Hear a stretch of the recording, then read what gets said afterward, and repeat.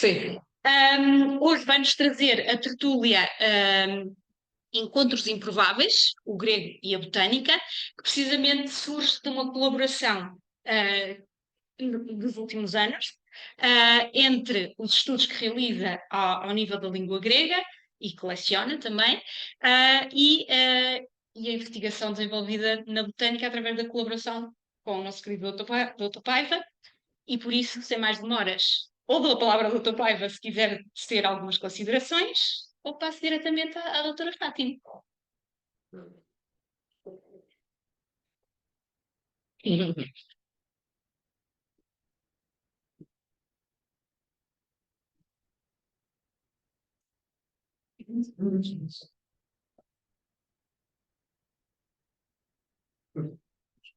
Foi para mim uma honra e trabalhar com a Fátima.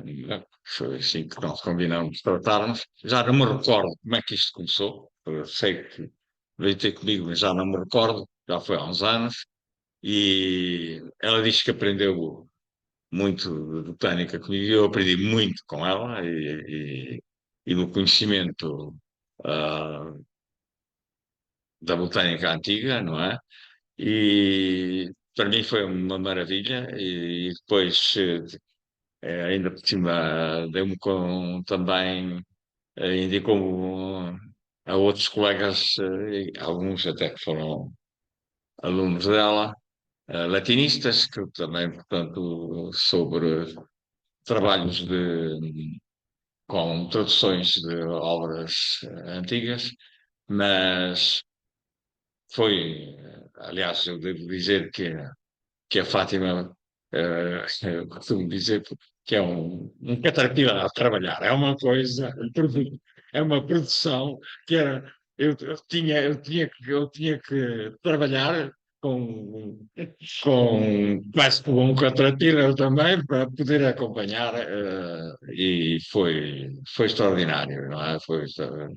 Eu estou, não só honrado, como muito grato, e também pela pessoa que é, e pela grande quantidade de conhecimentos que adquiri. Obrigada. Fica aqui um pensa. Sim.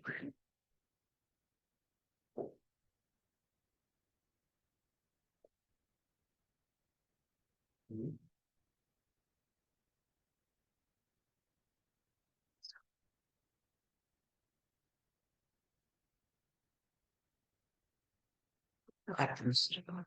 É só rolas, não é? É só ir rolando. Exatamente. Exatamente. Pronto. Muito obrigada.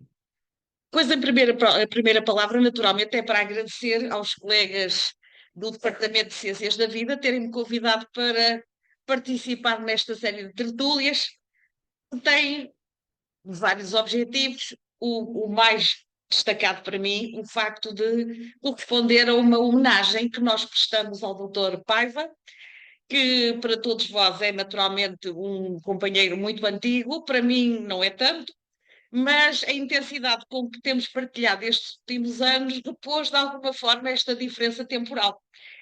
E a primeira coisa que eu gostava de fazer também era de agradecer ao Dr. Paiva as palavras gentis que acabou de me dirigir. Bom, além do mais, deixem-me também que sublinhe um outro aspecto que me é particularmente caro, e é que encontros improváveis desta natureza tenham lugar, ou seja, não é talvez assim tão comum que a Universidade de Coimbra movimente as diferentes componentes que inclui em parcerias, em colaborações, vão mais por intuição pessoal do que propriamente institucional. A instituição não nos motiva a este tipo de encontros e, no entanto, eles só poderiam ser produtivos, como eu julgo que de alguma forma tem sido esta colaboração que eu tenho tido em muito boa hora com o Dr. Jorge Paiva. O Dr. Jorge Paiva dizia há pouco, já não se lembrava muito bem, a partir de quando é que nós nos conhecemos e em que circunstâncias e como é que fomos desenvolvendo esta nossa colaboração. Mas eu recordo bem como é que foi. Recordo bem como é que foi e sei que num ano muito próximo de 2000, do ano 2000, portanto já lá vão 23 anos, numa altura em que se organizava a Semana Cultural da Universidade, o Dr. Jorge Paiva participou numa iniciativa, tinha um objetivo cruzado entre culinária e gastronomia e qualidade alimentar. Por que é que eu digo que pus a culinária e a gastronomia em primeiro lugar? Porque me recordo que uma das molas dessa iniciativa era um cozinheiro italiano que alguém da Associação Académica convidou para vir fazer umas emendas italianas que naquela semana acompanharam a própria emenda que os restaurantes da Universidade de Coimbra propuseram. Mas, além disso, quis dar um pouco mais de seriedade científica, diria eu, a esta iniciativa, e o Dr. Jorge Paiva foi convidado pelos organizadores, que eu só indiretamente conhecia, para fazer uma intervenção sobre qualidade alimentar, a que eu assisti. E apesar de já lá irem 23 anos, houve alguma coisa que me ficou na cabeça dessa introdução que o Dr. Jorge Paiva fez ao tema, para grande divulgação, de qualidade alimentar. Eu fui para casa a pensar que alguém que conhecia qualidade alimentar como o Dr. Jorge Paiva estaria praticamente impedido de comer fosse o que fosse. Porque a opinião que ele tinha sobre a manipulação dos alimentos era qualquer coisa que desmotivaria por completo um consumidor. E entre essas diversas versões alimentares, industrializadas, manipuladas, etc., vi uma célebre história de uns morangos de enorme tamanho, simetria e regularidade absoluta, que naturalmente pouco mais seriam do que manipulações de plástico que nós entusiasticamente consumíamos. Eu devo dizer que a partir daí, quando compro morangos, procuro sempre que eles sejam pequenos, enfesados, com mau aspecto, tentando de alguma maneira escapar àquilo que era a ameaça que o Dr. Jorge Paiva deixou no ar. Bom, isto foi a minha primeira noção da presença do Dr. Jorge Paiva, do que ele era como comunicador. Os anos passaram, até que em 2011, e aí entramos numa nova etapa de convívio académico, em 2011, uma colega da Faculdade de Letras, ou enfim, uma pequena equipa da Faculdade de Letras, resolveu iniciar, dentro das propostas oferecidas pela faculdade, uma área de estudos de alimentação. A iniciativa juntou gente que era de história com gente que era de clássicas. E porquê de clássicas? Porque, evidentemente, os elementos das clássicas podiam fazer recuar mais atrás propostas alimentares, tradições, etc. Bom, a colega da parte clássica que estava envolvida neste projeto sugeriu que eu traduzisse um tratado que verdadeiramente funciona como o primeiro tratado de botânica escrito na Europa, e eu arriscar-me a dizer ouro, porque na verdade não tenho a noção de que existam tratados de botânica anteriores a este, que é um tratado expresso em grego. Portanto, o colega sugeria que eu traduzisse este tratado, na medida em que o tratado contém não apenas a descrição de uma série de espécies, como o seu potencial industrial ou alimentar. Quando digo industrial, estou a pensar em madeiras, por exemplo, o que é que se pode fazer com as madeiras, ou estou a pensar, por exemplo, na medicina, que tipo de plantas curativas e da sua capacidade existem, ou, naturalmente, também valendo aquilo que a colega tinha como sua prioridade, a capacidade alimentar de determinado tipo de plantas. Bom, claro que traduzir um tratado de botânica, já vos irei tentar passar um pouco a ideia de qual é a grelha onde um tradutor, filólogo, se vê a assar quando quer traduzir um tratado de botânica, implica, naturalmente, que exista uma colaboração de alguém que seja da botânica, que dê segurança a quem está simplesmente a traduzir do grego. Porque um tratado, seja do que for, seja de que matéria for, implica uma linguagem específica, uma terminologia própria, e evidentemente que um filólogo, embora conhecendo ou percebendo de uma forma pelo menos aproximada a intenção do texto, muito facilmente incorre em traduções que, na verdade, soarão ao ouvido de um especialista da área como perfeitamente estranhas. Disso eu tinha plena consciência, E foi nessa ocasião que me lembrei daquele velho professor a quem eu um dia tinha ouvido falar de morangos e de qualidade alimentar, e escrevi uma mensagem ao doutor Jorge Paiva no sentido de lhe perguntar se ele estaria disponível para me dar uma colaboração que tenho de vos confessar aqui honestamente, e a ele já lhe disse várias vezes, nem eu sabia muito bem qual era. Ou seja, eu sabia que alguém tinha de controlar a tradução que eu estava a fazer, mas em que termos e até que ponto foi uma coisa que eu fui descobrindo à medida que iniciamos esse trabalho conjunto. Ora bom, claro que se punha, ai Silvia, aqui está, claro que se punha um problema, que era o problema de sabermos também, vamos lá ver, estávamos a envolver numa tarefa difícil e pesada, isto é, uma espécie de trampolim para o paraíso, na verdade, traduzir um tratado de botânica é uma coisa pesada. E a primeira coisa que necessitávamos era de ter também alguma compensação, pelo menos desde logo uma compensação de que alguém nos publicasse o dito tratado. Isso apareceu assegurado pela Gulbenkian, em parceria com a imprensa da universidade, portanto, essa dificuldade foi rapidamente resolvida. E depois também há que pensar quem é que nos vai ler. Eu sou um pouco pessimista relativamente aos colegas da filologia clássica, porque imagino que não serão propriamente devotos leitores de um tratado de botânica, e, portanto, a minha expectativa ia mais para colegas como aqueles que eu tenho aqui na minha frente, que, interessados por esta disciplina e, eventualmente, pela história dessa disciplina, poderiam ser leitores mais atentos e mais interessados do que aqueles que eu via. Ora, aqui têm também, eu tirei uma foto do livro, da capa do livro, dessa primeira tradução, que é o Frasco de História das Plantas, e aqui estamos nós dois como co-autores deste livro. Naturalmente, cada um de nós colaborando na feitura deste volume com aquilo que era a sua competência específica.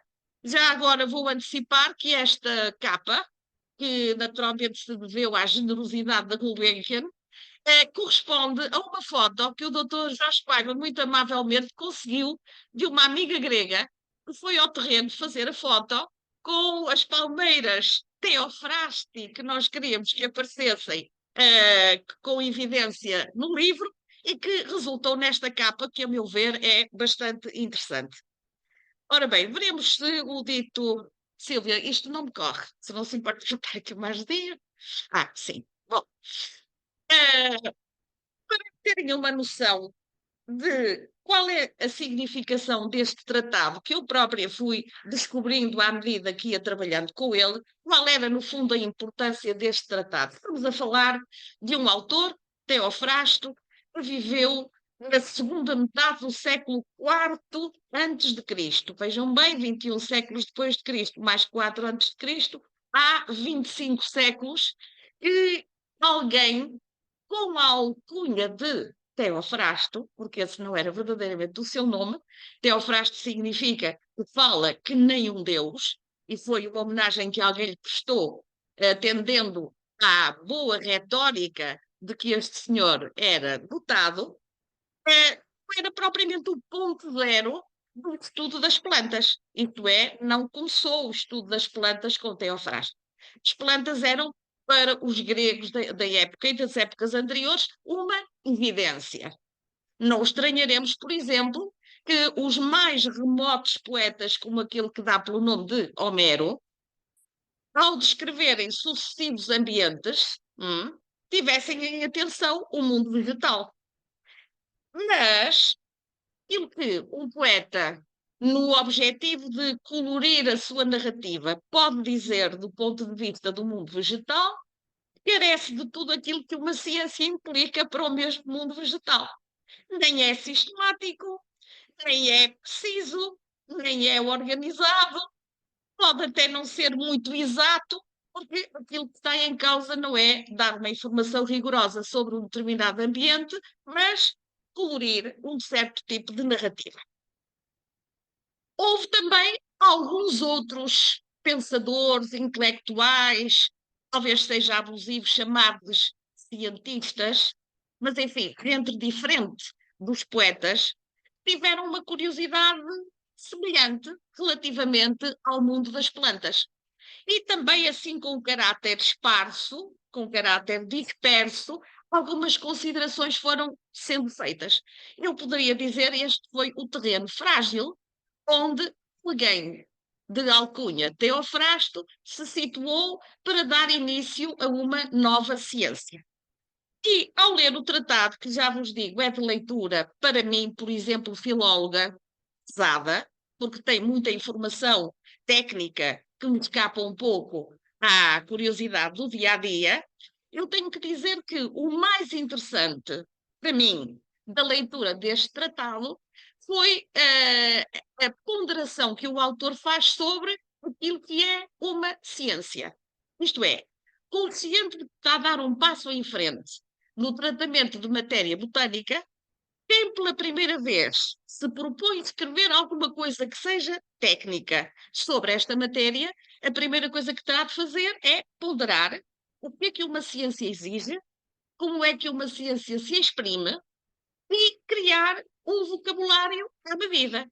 E aí está-se a aproximar da dificuldade que um tradutor terá justamente para satisfazer a versão dessa terminologia. Ora, foi aqui que Teofrasto começou a implicar noções como, por exemplo, qualquer ciência não dispensa uma observação prévia. Isto que hoje nos pode parecer o óbvio dos óbvios, não é? Na antiguidade não era propriamente assim tão óbvio, porque quando se fala de observação, eu diria que a observação que está categorizada como indispensável seria a observação in loco, ou seja, ir ao lugar e observar. Ora, isso que nós hoje em dia fazemos com uma penada, graças à Ryanair e à EasyJet, para Teofrasto implicaria deslocações difíceis, complexas, e portanto, muita da matéria vegetal que deu assento a este volume resultou da observação direta, mas muita houve também que resultou de informação indireta. Ou seja, portanto, de qualquer forma, há que valorizar a ideia da observação como um primeiro ponto. Seguir também há sublinhar a ideia da experimentação. Experimentar. Experimentar pode ser, por exemplo, manipular as plantas. Foi surpreendente ver que em Teofrasto haja já testemunho de preocupações, como, por exemplo, fazer os frutos produzirem caroços mais pequenos para que a qualidade e a comercialização se torne mais vantajosa, por exemplo. Ou seja, noções que hoje em dia são para nós bastante sofisticadas, já estavam mesmo que de uma maneira embrionária na preocupação de quem estava a dar os primeiros passos na história desta ciência. Depois da observação e da experimentação, viria naturalmente a necessidade da classificação, ou seja, determinar grupos, estabelecer semelhanças e diferenças. Depois temos um aspecto muito importante ao qual já eu há pouco me referia, que é a sistematização, isto é, não vale estudar 3 ou 4 plantas que eu tenho na horta, evidentemente para poder emitir juízos de caráter global, tenho de dispor de uma matéria-prima que seja suficientemente ampla. Devo dizer que ao fazermos este volume chegamos à conclusão de que Teofrasto tinha em mente algo como 500 espécies, portanto estão a ver que não estávamos a falar de um micro-laboratório, estávamos a falar de coisas com alguma dimensão. O registro, naturalmente, o registro de todos esses resultados e no registro está implicada a ideia de terminologia científica. E eu anotei aqui no guião que me vai dando apoio nesta minha intervenção a ideia de quando uma ciência nova nasce e é preciso estabelecer uma terminologia própria, onde é que ela se vai buscar? Claro que a primeira coisa é a linguagem comum, não é? Eu conheço um vocabulário que uso no cotidiano e posso, ou por relação direta, ou por relação metafórica, simbólica, utilizar algumas palavras que na linguagem comum significam simplesmente uma coisa qualquer básica, e que dentro daquele contexto vão beneficiando de um sentido próprio. Portanto, esta manipulação da linguagem comum é, diria eu, a primeira ferramenta de quem procura uma nova terminologia. E depois, naturalmente, há que criar outras palavras, criá-las, simplesmente para designarem realidades que até aí não eram conhecidas, mas que, a partir de um certo momento, começaram a fazer doutrina, não é? Portanto, este problema é um problema visível. Agora vamos às dificuldades que se colocam num tradutor. Já agora, antes de falar qual foi o contributo do Dr. Paiva, gostaria de vos dizer qual era o elefante que eu tinha na minha sala, porque, evidentemente, eu precisei de traduzir primeiro ou fazer uma versão ensaística para que o Dr. Paiva pudesse começar a dar-me o seu apoio. Evidentemente que a primeira coisa que tem de acontecer é que quem se propõe traduzir o que quer que seja tem que dominar de alguma forma duas línguas. A língua de origem daquilo que está a traduzir e a língua de recepção, ou seja, no caso, o grego e o português. Mas isto que vos digo é muito insuficiente, porque se um tradutor, mesmo que bom conhecedor das duas línguas em questão, não conhecer a matéria que está a traduzir, não vai chegar a um bom resultado de forma nenhuma. E, portanto, numa matéria tão complexa para um filólogo como é a botânica, uma colaboração de alguém dessa parte parece-me não só recomendável, como indispensável. Em segundo lugar, nós temos a questão da bibliografia, que é que eu tenho em mão, de que disponho para me dar apoio nesse trabalho. Em primeiro lugar, uma bibliografia, pensaríamos nós, sobre matéria botânica. O que é que eu vos posso dizer da minha pouquíssima experiência com este tipo de leitura?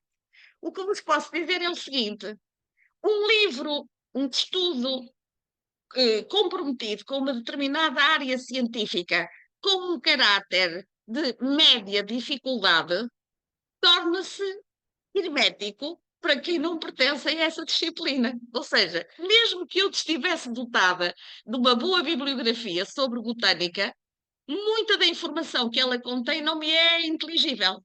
E não me é inteligível porquê? Porque me falta todo um conjunto de questões de base que eu não domino e, portanto, aquilo torna-se uma charada. Ou seja, a bibliografia de botânica era-me razoavelmente inacessível, não porque eu não tivesse acesso material a ela, mas porque aquilo que eu podia retirar ou auferir dos livros que lia não me dava grandes luzes.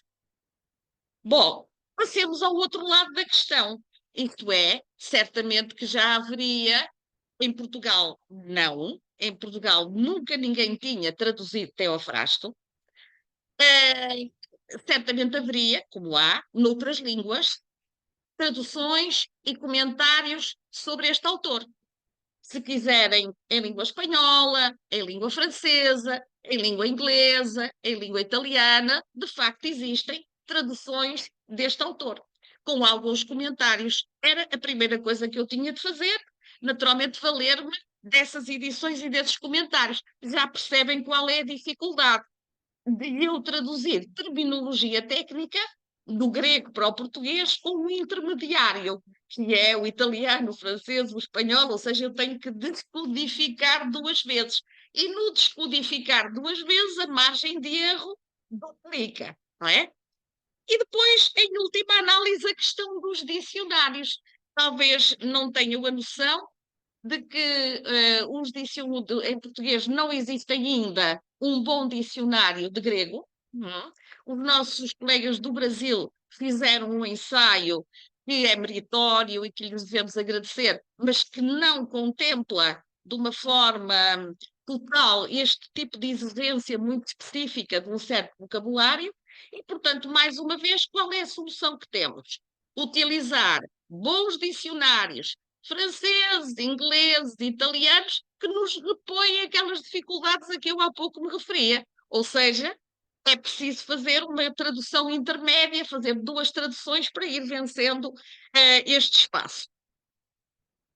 Este nosso tratado, o primeiro tratado que nós comentamos e traduzimos, que se intitula História das Plantas, é, na produção de Teofrasto sobre plantas, o primeiro tratado. É um tratado que coloca inúmeros problemas. Em primeiro lugar, como vos dizia há pouco, cerca de 500 espécies são mencionadas.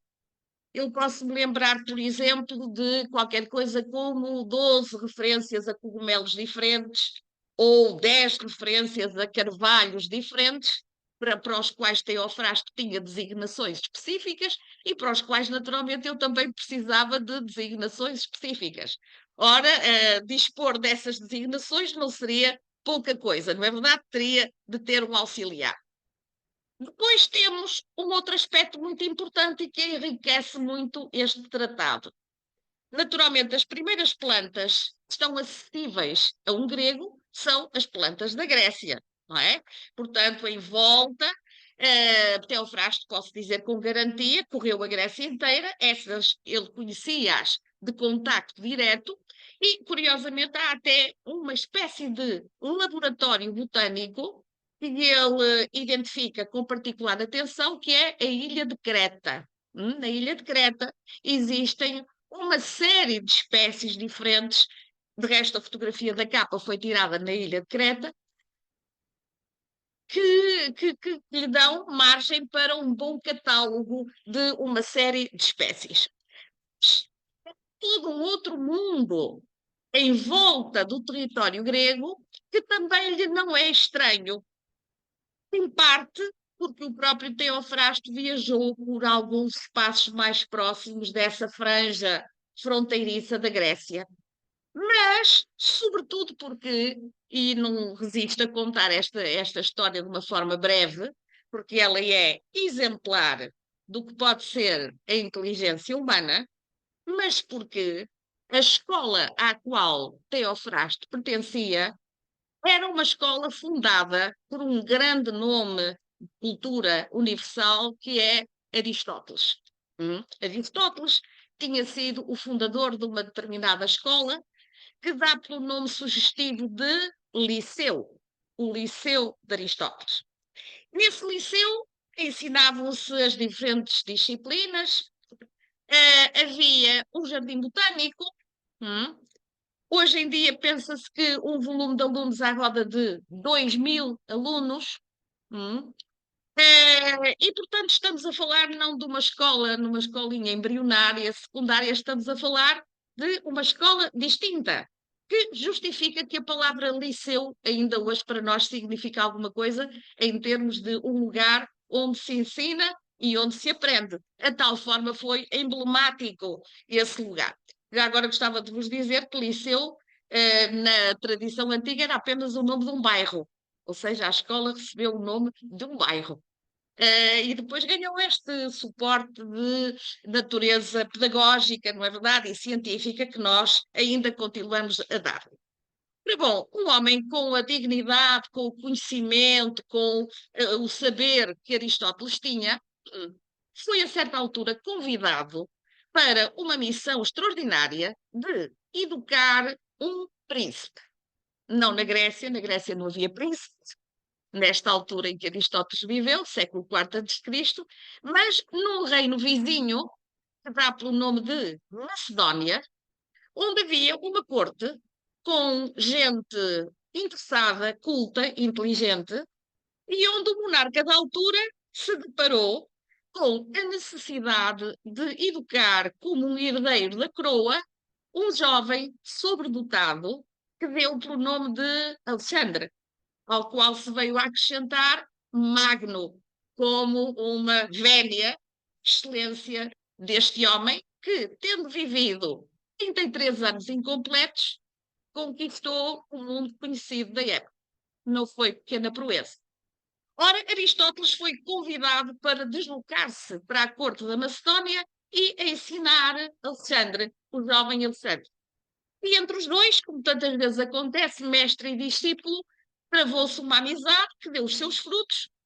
Não foi isenta de algumas beliscaduras, isto também faz parte da vida, não é verdade? Nem sempre mestres e discípulos estão em absoluta consonância, mas a verdade foi que, quando Alexandre empreendeu a sua grande campanha asiática e africana, levou no exército um conjunto de técnicos encarregados de recolher, num mundo que se sabia novo e desconhecido, um conjunto de informações e de espécies que dessem solidez cultural e científica àquilo que basicamente era uma campanha militar de conquista de um determinado território.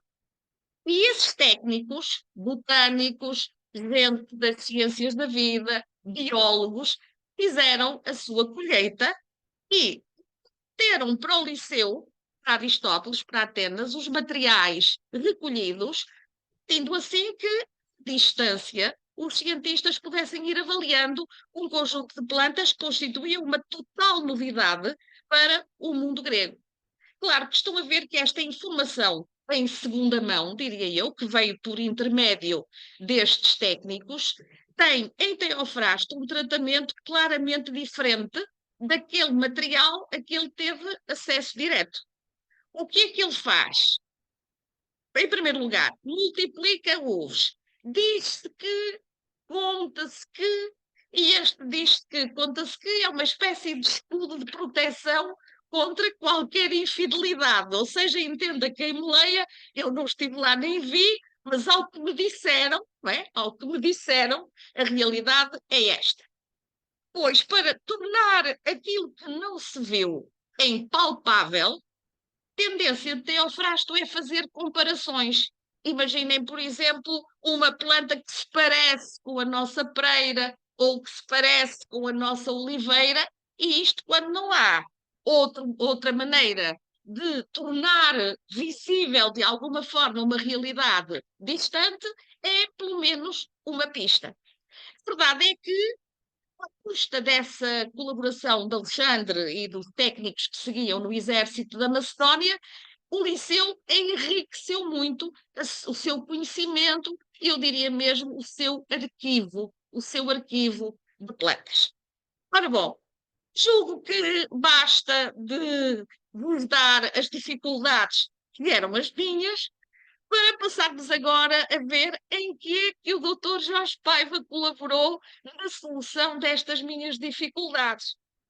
Quando eu lhe pedi apoio, pensava eu e ele mais enganado do que eu, tenho que o dizer, o Dr. Jorge Paiva pensava que nós estávamos diante de um texto que teria assim umas 20 páginas ou 30 páginas que ele despacharia com toda a facilidade.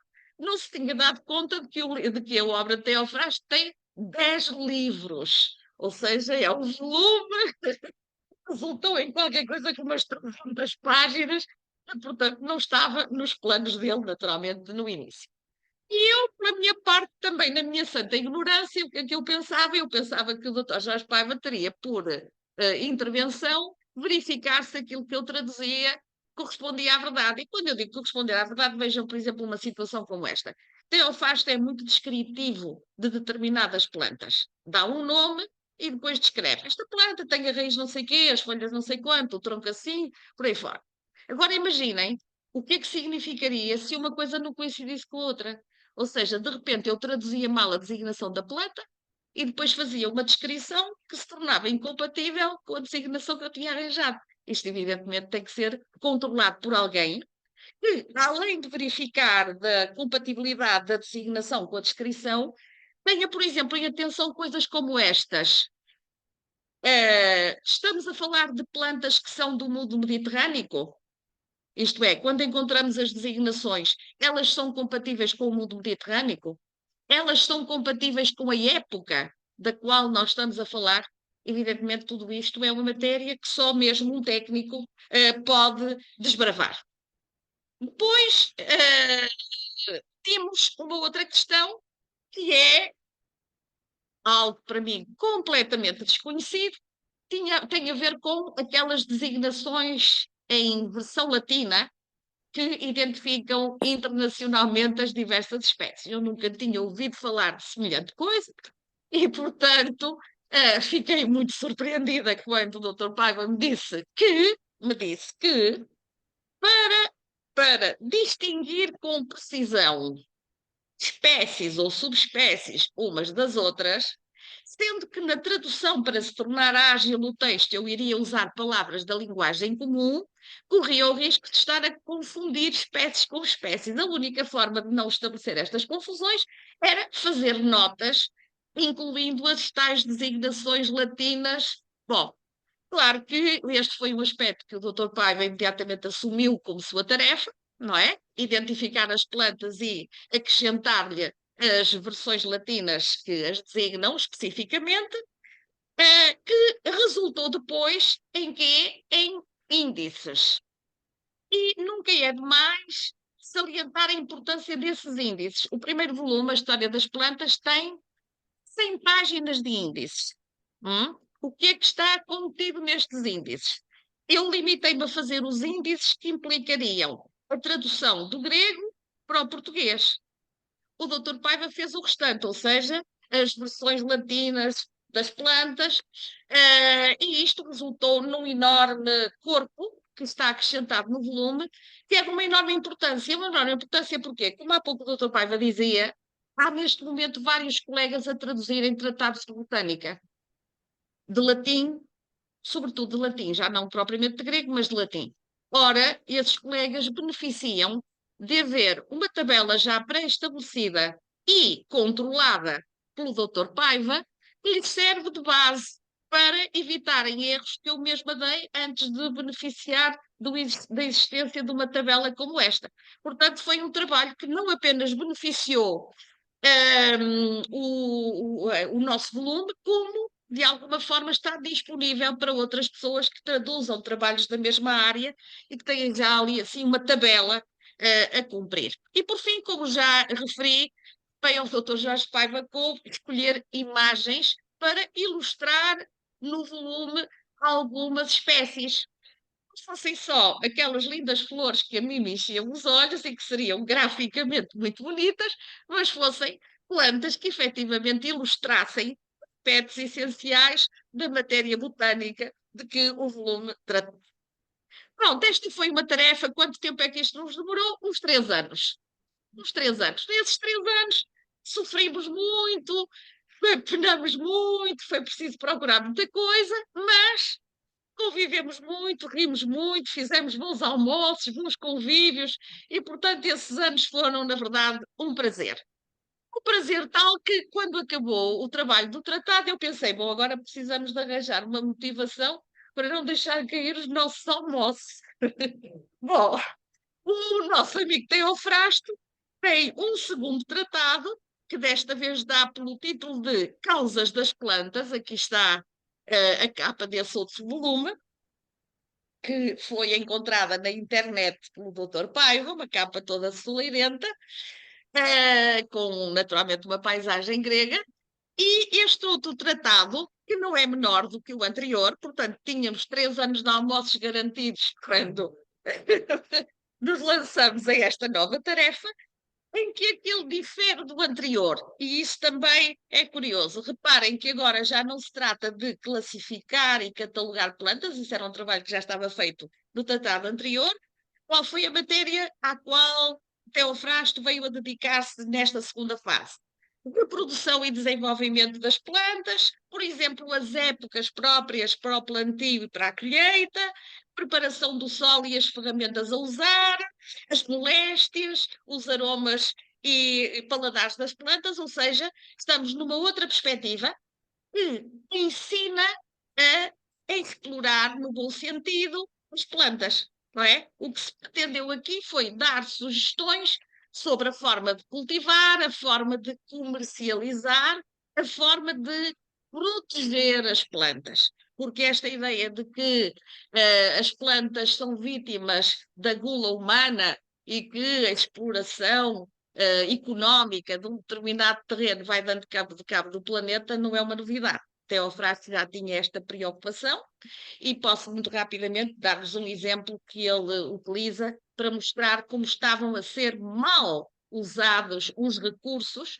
Tinha a ver com uma célebre planta do norte da África, que dava pelo nome de silfio, sílfio, era uma planta com um potencial enorme em termos industriais e alimentares, ou seja, usava-se para tudo, para a perfumaria, para a medicina, para a culinária, para tudo isso, para a perfumaria.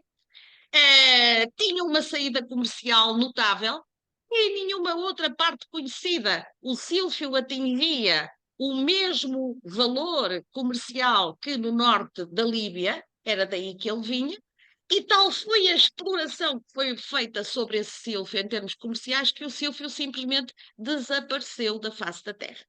E, portanto, este é um exemplo a que Teofrasto recorre para chamar a atenção para a forma exaustiva como certas culturas e a comercialização de determinados produtos estava a ser levada a cabo no sentido de criar dificuldades, como por exemplo esta, de esgotar um determinado produto. Também neste caso, o Dr. Paiva foi precioso, naturalmente, na forma como interveio, porque não apenas refez as tarefas do costume, que era garantir que eu não estava a fazer as neiras grotescas relativamente à tradução. Por outro lado, desengane-se quem pensa que, com as 500 espécies já identificadas no volume anterior, o trabalho de identificação estava feito, porque não estava. Neste segundo volume apareceram mais umas tantas que eram novidades e que foi preciso identificar.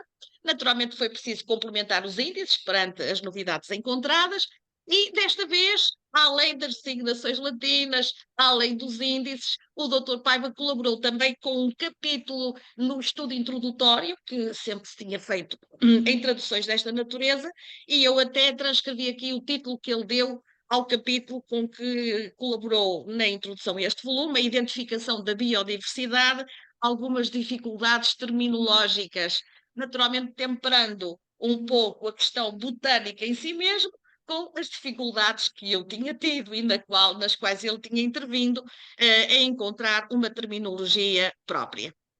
Ora bom, quais foram as grandes vantagens deste trabalho conjunto? Em primeiro lugar, termos disponibilizado para um leitor de língua portuguesa um autor e uma matéria que até aí eram completamente desconhecidos. Isso foi uma vantagem. Em segundo lugar, aquela a que eu me referi há pouco, ter-se criado um vocabulário científico controlado por um especialista na área, que ficou ao dispor de outros tradutores que já não tiveram de fazer um percurso tão de fundo como aquele que eu própria tive de fazer. E por último, e não menos, arranjou-se motivo para almoços amigáveis e divertidos uma vez por semana, e isso é alguma coisa de sagrado que nós continuamos a praticar religiosamente. E foi assim, é esta, enfim, assim de breve que eu tenho a fazer destes 15 anos ou 12 anos de boa colaboração desde 2011. Muito obrigada, agradeço a vossa atenção.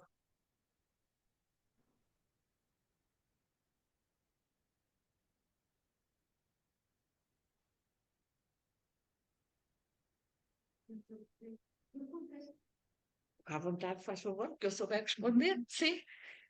Eu tenho de dizer que eu gostei mesmo de todas as suas explicações, porque iluminam uns anos em que eu perguntava ao Dr. Vargas se eu estava disponível para algumas coisas, e ele respondia, não faço nada, e eu ando aqui no inferno.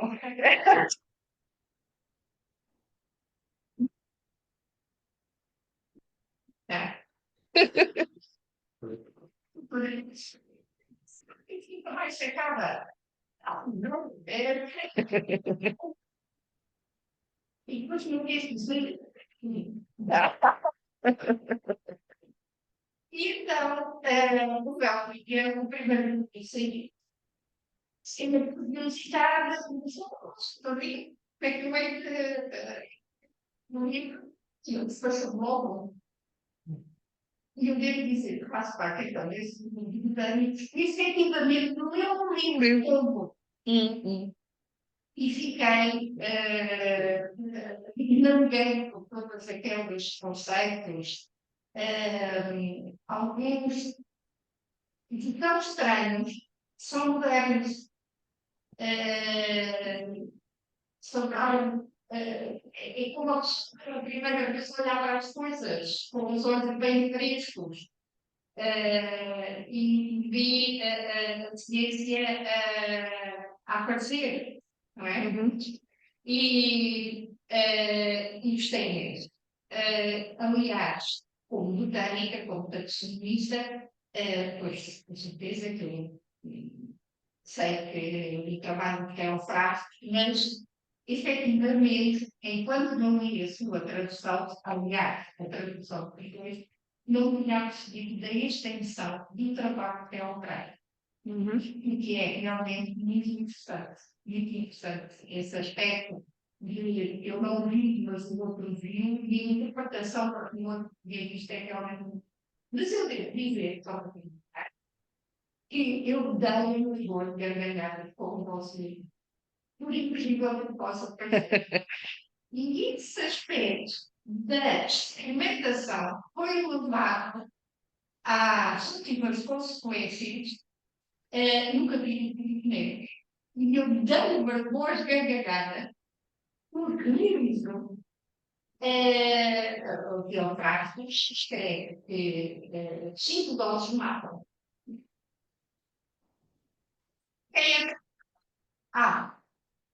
Tem que seguir das 5 doses. Não basta.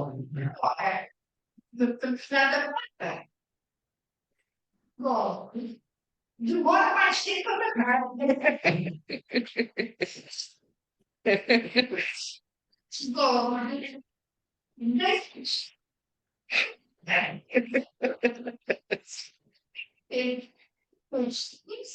a descrição do veneno desta maneira, ele é exaustivo. E passa por todos os venenos da época, vai dizer.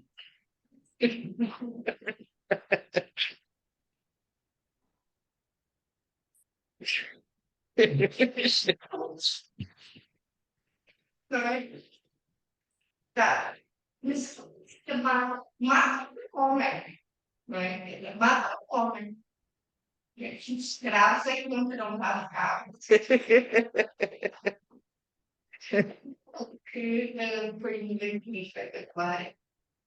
Não com uns olhos específicos que precisar para um aspecto específico de ler Teofrastos, mas como leitura, e que me iniciou, mas realmente em particular a dos mulheres ter vindo. Muito obrigada. Claro. Sim, sim, Xavier. Quero comentar. É que, efetivamente, eu não tenho prova disso, mas o primeiro serial killer documentado na história é uma mulher, não é um homem. Ele é a narradora profissional, que acho que também está bastante protegida na cor do primeiro César. Né? Por exemplo, foi bastante exposição. E eu gosto de experimentar os teatros, precisamente talvez para ficar alguma questão. Mas há cautela, fazendo uma prova experimental nesse momento. Funcionários a consultarem. Claro. Sim, já agora, se me permitem, o Xavier está a recordar Locusta e eu gostaria de dizer que os venenos estavam sempre muito associados às mulheres. Digamos, as mulheres eram as mais talentosas para usar os venenos. E quando nós queremos uma cobaia para a experimentação, essa dos escravos eu diria é o mal menor, porque há outras que experimentam, por exemplo, no marido. Por exemplo, não é? E, ou na sogra. Mas na sogra nem tanto, é sobretudo no marido. Estava a pensar, na verdade, em Medeia, que é a manipuladora por excelência do mundo grego, não é verdade? Uma mulher que os gregos identificavam como estrangeira, de alguma forma não querendo aceitar a ideia de que uma grega tivesse uma tal sofisticação, imaginação e ousadia para eliminar o marido infiel daquela maneira, mas, embora não especificando quais as mesinhas que ela usava, a verdade é que a forma como ela eliminou a concorrente, não propriamente o marido, ainda reparem a sofisticação deste pormenor, o marido ficou vivo para assistir ao desastre que ela tinha produzido, não é? Uma vingança ainda mais requintada, diria eu, que seria um benefício para ele ser eliminado logo à partida, mas sobreviveu para assistir à cadeia de desastres que ela foi rigorosa e atentamente produzindo, valendo-se de uma série de cozeduras, de mesinhas. Portanto, esta ideia da maga que manipula venenos para eliminar competidores, parece em histórias de fantasia, mas eu atrever-me a dizer que a fantasia sempre nasce de alguma coisa que é verdade, não é? Fantasia é apenas uma superlativação de alguma coisa que tem a sua razão de ser na própria realidade. Portanto, cuidado com as ditas mezinhas, não é? Com os chazinhos que nos oferecem. Já agora me recordo, só por graça, que um dia uma colega ali das letras me perguntava, alguém lhe tinha dado um chazinho grego que, enfim, que ela não conhecia, e ela tem uma saúde um pouco sensível, e estava-me a dizer, acha que eu posso tomar este chazinho? E eu disse, olha, faça uma infusão e dê primeiro ao seu marido, e depois já verá se é de usar o chazinho ou não. Então, só queria abrir em dois aspectos. O livro da história das plantas trata maioritariamente planta medicinal. Maioritariamente. E o outro, como a parte do filme, trata de pés, do país, da alimentação, do cultivo, isso. E um dia, sabe, a negra produção, para identificar o nível das plantas, a certa altura veio uma técnica da agricultura e disse para a doutora Fátima, pois esse problema do outro. Disse primeiro a um funcionário que já está apresentado, que está no campo a cultivar. Claro. Como é que você faz? Quando tem um nevoeiro que não dá muito fruto, o que é que você faz para o nevoeiro lhe dar mais fruto? E eu disse, hoje, era precisamente o que estava descrito em Portugal. Portanto, uma técnica dá certo, então, ainda hoje, na agricultura distribuição. E o que ela faz, conhecia de tal maneira as plantas, e aquelas duas que eu escolhi, eu sugeri para cá, no livro, aqui sabem que no Mediterrâneo, na costa do Mediterrâneo, há uma palmeira espontânea. Há uma espécie de palmeira espontânea. E o que ela faz, a Creta não é a mesma coisa. E só no século XX é que houve o Tânia Suíço que escreveu com uma tese que ele chamou de Teopar. E a outra, não sei se pode falar a capa do segundo livro, em que eu dizia, eu descrevo isto, eu descrevo esta árvore, que é um cipreste. Isto é um cipreste, agradece. Não é do Creta, não é assim, não tem aquilo tudo, e é a mesma espécie, mas é pode estar considerada uma variedade. Portanto, ele sabia bem, estava a poder e estudava e fazia experimentação. E ainda hoje disse, por acaso ainda hoje disse à Fátima, que eu estava muito pouco tempo, porque sou uma professora não, Dona Rocha Breira. dizia aos alunos uma coisa que eu dizia no Camões, sempre saber que alguém já tinha dito isso. Se o Camões tinha que saber, é impossível. Tinha que escrever para aquilo, para quantas candidatas, para aquilo que saber. E o mesmo digo do Garcia da Horta. O Garcia da Horta, a obra dele, é uma obra, uma pessoa lê o que ela faz e lê as plantas do Garcia da Horta, ele está a seguir a experimentação, ele está a seguir o que é um jardim botânico. Un colesterolo che salire. Per presenza. Ieri il colesterolo, ieri in realtà, non fa la vita. Então, seja isso é uma final. Né? O trabalho daquele lá é quente e todos eram lá, traduziam livros, traduziam aquelas cortes, saltavam um bocadinho, mas não faziam implementação. E eu estive lá, mas não foi isso. Obrigado.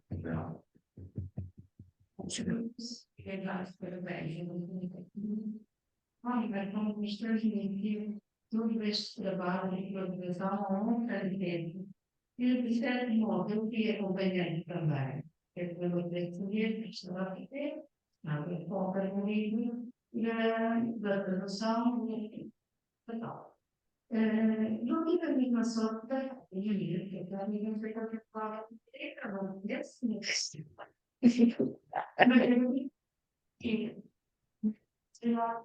eu faço esse trabalho de fora, mas estou de parte e que agora também se seguiu visitar. Ok? Agora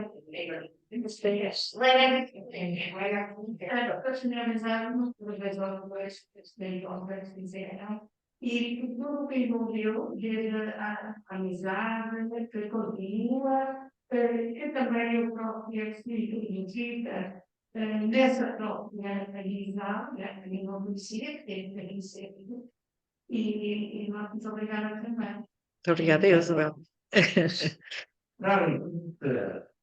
Falta para um bocadinho, quer dizer, nós somos provocações. Quer dizer, a sala que eu estava a arrumar um defeito por causa dos isso. Entendeu? Ela nunca tive uma obra que estava por costuma acontecer. Tá? E a obra é cultura, né? E depois a edição agora é lá. Não, a edição é vendida pela Amazon.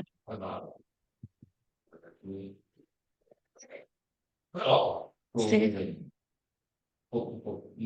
Sim.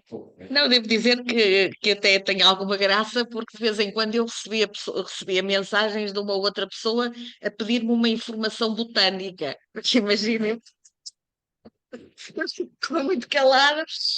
Um senhor da Amazónia, uma vez, que queria que eu o ajudasse a identificar não sei que planta, só por graça, não é? Mas eu pensei realmente que convincente que eu consegui ser com o apoio do Dr. Paiva, que até iludiu o pobre do senhor que andava na Amazónia à procura de plantas.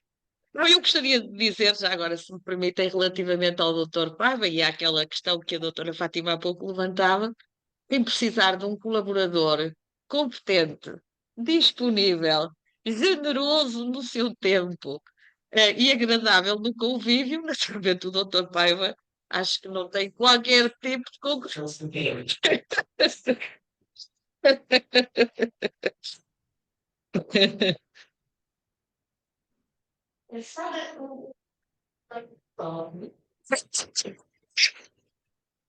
Essa pergunta não fica atrás do senhor da Amazónia. Só sem vir uma ideia.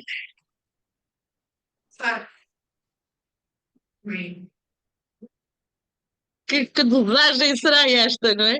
Pois, mas já agora também há um aspecto que eu me recordava ao falar a doutora Fátima dos venenos, que tem a ver com uma coisa que foi interessante, já agora também se o Xavier me permite esta inconfidência. Na verdade, nós, quando pensamos nos colegas das diferentes faculdades, pensamos nestas barreiras naturais que a instituição coloca, que as disciplinas colocam, e muitas vezes nos interrogamos se aquilo que fazemos terá o menor interesse para os colegas de outra escola, e por aí fora. E eu tenho que confessar que, um pouco nessa onda, tinha também um parti pris, dizendo, bom, os nossos colegas de ciências, o que é que eles pensarão destas chineses com as quais os de letras andam envolvidos, devem achar tudo isto um luxo caro para a universidade e tal, mas não sei o quê. Bom, naturalmente, à medida que eu fui convivendo perto com o Dr. Paiva, fui também conhecendo alguns colegas que privavam com ele de perto e que passaram a fazer parte de um círculo de almoço a que eu hoje já várias vezes me referi. E a primeira vez que eu fui ao gabinete e estava o Xavier, estava a preparar a sua lição de agregação, estava ele a ler quando eu entrei, estava a ler Xenofonte, ou seja, portanto, um autor do século IV, que fala da campanha de Alexandre.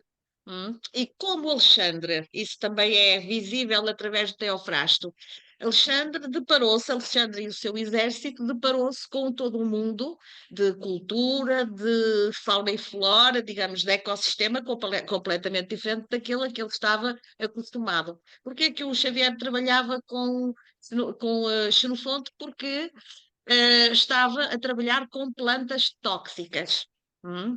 Ora bom, no caso de Teofrasto narra, de uma forma que me pareceu também muito interessante, a ideia de que quando Alexandre avançou com o seu exército por territórios desconhecidos, os cavalos começaram a consumir plantas, naturalmente as plantas que estavam no caminho.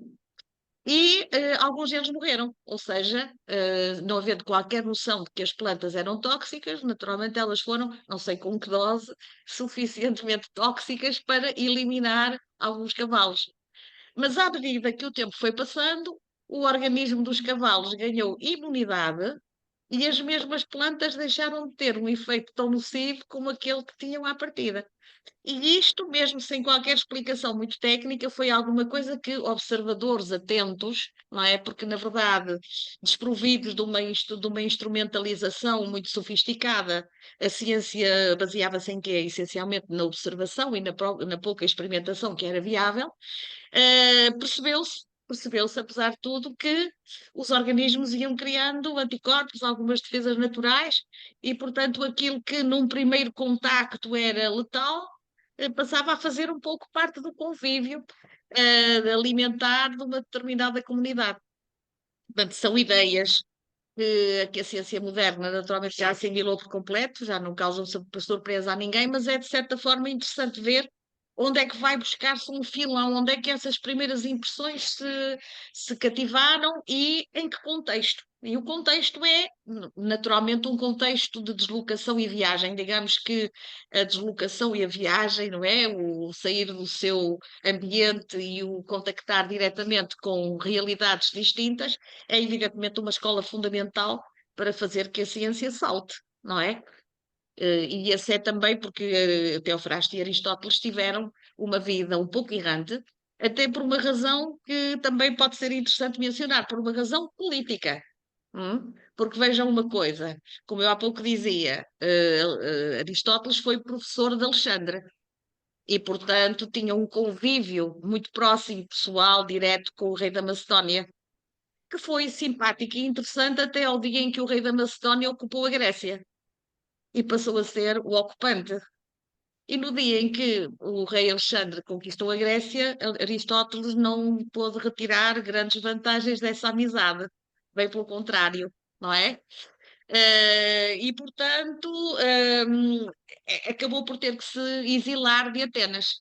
E ao exilar-se de Atenas, teve oportunidade de percorrer ambientes que até aí possivelmente não teria pensado em percorrer, e em ir reformulando o seu próprio pensamento e o seu próprio tratado, juntamente com o Teofrasto, que o acompanhou em boa parte dessa viagem.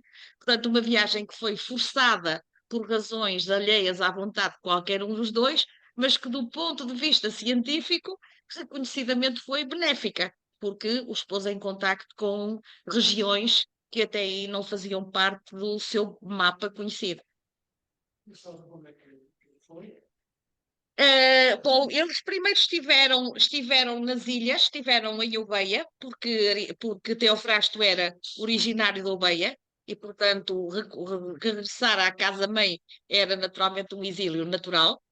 Depois é sabido que estiveram algum tempo na Ásia Menor, algum tempo no norte, ou seja, na Macedónia, portanto, naquilo que antigamente era Jugoslávia, não é? Quando antes da separação das diferentes repúblicas, dos diferentes países.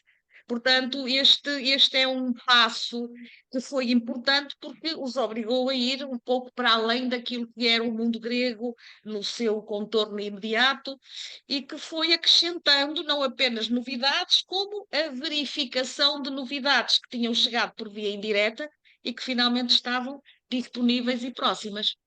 Portanto, a deslocação, digamos, o contacto direto é qualquer coisa que incrementa a ciência e traz conclusões positivas e importantes.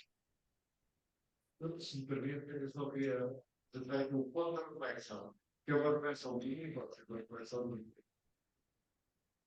Independente do mérito que tem a apresentação que eu gostaria de ouvir, eu acho que nós podemos partir uma coisa. Hoje, aquilo que se sabia no princípio do século XX é muito pouco relativamente àquilo que se sabe no fim do século XX. Nesse tempo, foi há 2.500 anos atrás. E nós estamos imaginando o que ficamos admirados por se saber tanto há 2.500 anos atrás. Mas eu acho que nós devíamos partir do seguinte: há 2.500 anos atrás, a escrita tinha começado a ser desenvolvida 3.000 anos antes, ou 4.000 anos antes. A escrita. E o conhecimento, de acordo com os especialistas, começou a desenvolver-se há 60.000 anos atrás. Eu digo isto porquê? Porque os especialistas dizem o Homo sapiens hoje disse, ao contrário do que se dizia há uns anos atrás, que o Homo sapiens, exatamente, tem 300.000 anos. Há meia dúzia de anos disse que tinha 200.000 anos e que era do Oriente da África. Hoje diz que tem 300.000 anos porque foram dadas as descobertas em Marrocos. Onde verificaram que havia Homo sapiens há 300.000 anos atrás, tinham sido fósseis, tinham sido descobertos nos anos 60, fizeram-se análises de traçabilidade com o carbono, chegou-se à conclusão de que tinha 50.000 anos, porque o produto utilizado foi errado, porque se utilizarem carbono 14 não dá mais de 50.000 anos. As análises que se fizeram já nos anos 2000, ou à volta, chegaram à conclusão de que tinha Tiraram ainda para trás. 300.000 anos não posso existia. Diz o Diamond, não sei quantos, fala o nome, que é um grande especialista, disse que passou quase 30 anos na Nova Guiné a estudar as civilizações muito primitivas. Jared Diamond diz ele, houve um tempo fundamental onde o homem passou a ter as capacidades que tem hoje, há 60.000 anos atrás. Chama ele o grande salto evolutivo. Ora, então nós temos que refletir que esses conhecimentos são conhecimentos adquiridos em 57.000 anos. Sim, sim. Particularmente que há 60.000 anos, o Homo sapiens já tinha as capacidades praticamente, e hoje nos especialistas não falavam não sei se não é? Sim. Portanto, havia muito conhecimento já naquele momento. Prático. Conhecimento prático. Conhecimento prático, essencial. Depois, a escrita fez com que esse conhecimento prático pudesse ser transmitido ao que vinham a seguir, antes o conhecimento era passado através do boca a boca, não é? Claro, ou da prática, não é? Ou da prática, ou seja, há pouco o doutor Paiva recordava que ligou para um senhor que trabalhava na sua horta para lhe perguntar como é que fazia determinado tipo de operação. Teofrasto fazia o mesmo, ou seja... Sim. Na realidade, eu acho que porque aqui Teofrasto, talvez foi já eram lá, mas é preciso refletir um bocadinho, isto é consequência da análise do Homo sapiens, com todas as suas qualidades, durante 50 e tal mil anos. Mil anos, pois, exatamente. Não é só um ponto de reflexão. Não, claro, claro. Sem dúvida. Então, pá, uma das coisas que eu recomendo, que falo, que eu quero, é uma coisa que eu hoje sempre ensinar a ferro de migrante. Fiquei-se estudado. Eu repero muitas vezes, fiquei-se estudado. Nos tratamentos utilizados para ficar perto. E também já há informações, já agora vou voltar, e também há informações importantes das pinturas, por exemplo, das lutas, dos Estes. não é? São plantas e animais. E foi há cerca de 30, 40 mil anos atrás. Portanto, não são informações registradas, não é? Uhum. E são talvez as primeiras informações registradas que chegaram até nós sobre o conhecimento que o homem tinha nessa altura. Claro. Não havia escrita, portanto, não havia ser detalhado. Claro. Pois, perdemos um pouco a noção, claro. Porque, por exemplo, no que aconteceu também com o Teofrasta, passou-se o seguinte. Devo dizer que a maior parte das plantas, o Dr. Paiva conseguiu identificá-las e a partir daí foi possível dar-lhes uma designação moderna, diria eu. Mas houve algumas que não foi possível. Ou seja, não foi possível identificá-las. E não foi possível identificá-las, podemos nós também imaginar em parte, porque se calhar algumas já não existem. E então, nesse caso, a única solução foi transcrever o nome, não é? Ou seja, adaptar o nome grego a uma versão portuguesa, portanto, uma transcrição, e fazer uma nota explicativa, dizendo, na verdade, a impossibilidade de encontrar com um mínimo de segurança uma identificação para aquela planta. Isso só para dizer o quê? Que o próprio planeta também foi sofrendo algumas mudanças, não é? Ou seja, espécies que se sumiram, eventualmente, outras que foram aparecendo. Enfim, ou transformar-se, exatamente. Variações de espécie. Há uma espécie que se refere da irmã, salvo engano, vem com uma espécie completamente diferente, sim, ou anos, posso dar do diferente, não é? Esse está adquirido. Portanto, certamente houve variações de espécie em 2500 anos terão, mas certamente havia variações de espécie. Por outro lado, não é de admirar que plantas sejam úteis ao homem tenham sido extintas por simplesmente pela utilização, tal como aconteceu com os animais. Exato. E continuar assim. Mas muitos nomes gregos das plantas prevaleceram e, inclusive, estão escritos em português, mas são nomes gregos, nascidos. Claro, claro, exatamente. Pois, já agora também, se me permitem, também gostaria de dizer o seguinte, que acho que é uma coisa curiosa. A nossa língua portuguesa é essencialmente devedora de duas fontes, não é? A fonte latina, que é óbvia, porque é esmagadora, diria eu, e a fonte grega, que é talvez maior do que o que muitos falantes de português pensam. Não é assim uma coisa reduzida ao mínimo. E quando nós falamos de linguagem técnica, há uma distinção muito curiosa que a realidade da língua nos vai colocando diante dos olhos, e é tudo aquilo que é linguagem comum, é latino. Tudo aquilo que é linguagem técnica é grego.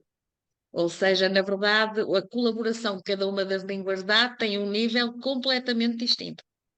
Não é? Nós temos, por exemplo, imaginem olho, que é uma palavra latina, óculo, não é? E depois temos oftalmologista ou alguma palavra ligada com este campo semântico, evidentemente é um grecismo, não é? É um helenismo. Ou seja, quando passamos da realidade do órgão que tratou de uma forma comum, beneficiou de uma palavra latina, para o campo da intervenção técnica sobre esse órgão, pronto, aí está. Portanto, passamos a outro nível de linguagem, não é? A colaboração do grego é uma colaboração técnica. Uhum. Muito obrigada, obrigada eu pela vossa atenção.